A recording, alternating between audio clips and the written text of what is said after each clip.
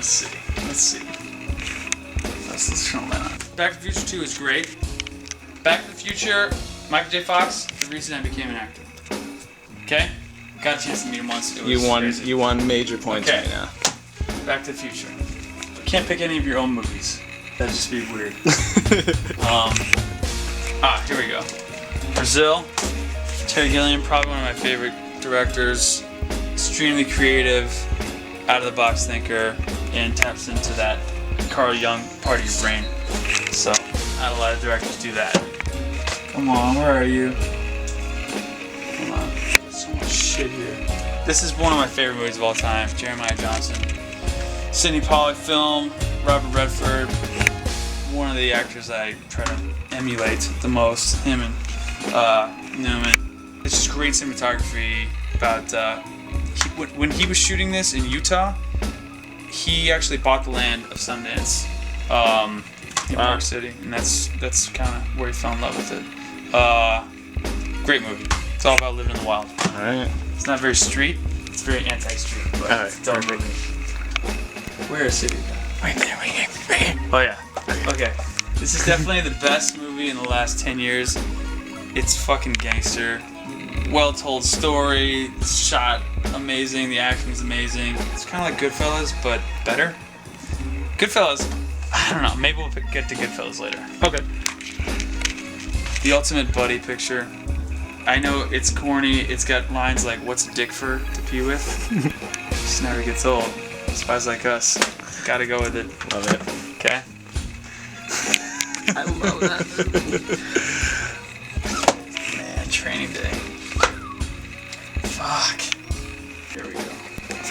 This is definitely Al Pacino's greatest movie. It's going 110 miles an hour. Sidney Lumet, one of the best New York directors. Serpico, but this is my pick. Oh, you didn't even say the name. Oh, Dog Day Afternoon. There you go. If you don't know, now you know. I love this movie. Peter Bogdanovich. I'm a fan of the 70s, if you can tell. Paper Moon, classic black and white. Tatum O'Neal, before she was a crackhead. She might have been. She started smoking cigarettes in this movie. But her and Ryan O'Neal, unbelievable. Just love the banter, love the chemistry. He's so down on his luck, and it's just beautiful. It's just a beautiful movie. One of the best 3 hours of your life will be spent watching this movie. Steve McQueen, these guys escaping a Nazi prison camp. Classic Triumph motorcycle chase scene. Made me want to get a Triumph motorcycle. The Great Escape. Classic. Because you can't go wrong with Lebowski. Right? It's a great stoner movie. Coen Brothers just do it better than anybody. This is in the 90s, right? Yeah. God, it's a classic. Classic. If you're still quoting movies 10 years later, it's a classic. Anybody who knows me knows this is probably one of my favorite movies. It's called Quest for Fire. It's all about cavemen and the quest for fire.